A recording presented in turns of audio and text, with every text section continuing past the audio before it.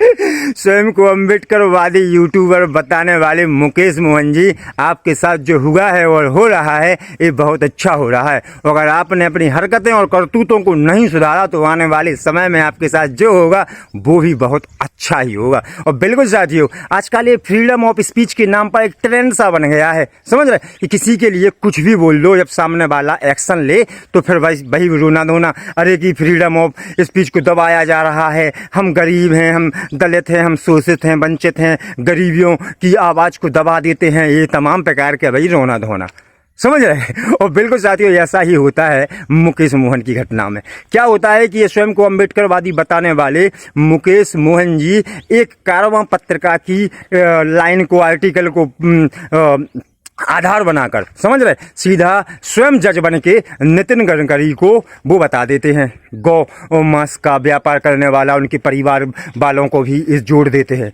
समझ रहे, जो कि अभी साबित नहीं हुआ है कहीं भी, लेकिन इनने कर दिया, समझ रहे। और फिर क्या होता है, फिर गडकरी जी इसके ऊपर एक्शन लेते हैं और 50 करोड़ की मानहानि का केस कर देते हैं इसके ऊपर, समझ रहे। तो इसके बाद इसका ही रोना धोना चालू हो जाता है। और साथियों, इन लोगों के पास, समझ रहे, फ्रीडम ऑफ स्पीच के नाम पर और पैसों के नाम पर देने के लिए कुछ नहीं है। ये लोग सिर्फ और सिर्फ असभ्यता देते हैं, गालियां देते हैं। और ये मैं नहीं कर रहा, स्वयं को अम्बेडकरवादी और बौद्ध धर्म का मानने वाला मुकेश मोहन भाई स्वयं ट्वीट कर रहा है, बता रहा है कि अपने साथियों से, अपने समर्थकों को रोक रहा है कि नितिन गडकरी की टाइमलाइन पर, पोस्टों पर असभ्य मत लिखो, गालियां मत लिखो, समझ रहे, क्योंकि इनके पास इसके अलावा कुछ है ही नहीं देने को, जो है तो वो दे रहे, समझ रहे। नितिन गडकरी को अपनी इंस्टाग्राम अकाउंट की पोस्टों के कमेंटों को बंद करना पड़ा, इतनी असभ्यता, क्योंकि और कुछ है भी नहीं इनके पास देने के लिए,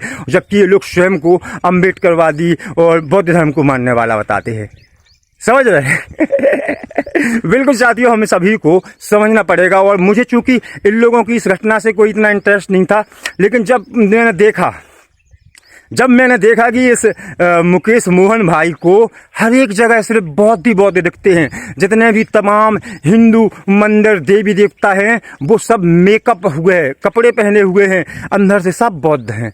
कहीं पर भी खुदाई करो वहां पर बौद्ध दिखते हैं। जगन्नाथ जो मंदिर है वो भी बौद्धों का मंदिर है, समझ रहे। इसीलिए कह रहा हूं कि अपनी अगर हरकतें नहीं सुधारी तो आगे भी बहुत अच्छा होगा। इन्हें भगवान राम, विष्णु, शिव शंकर जी सभी भगवान काल्पनिक लगते हैं, और ये सभी मतलब जो मूर्तियां हैं इन भगवानों की, इन पे कपड़े हैं, मेकअप है, ये सब बौद्ध है। जहां खुद वहां बौद्ध है, समझ रहे।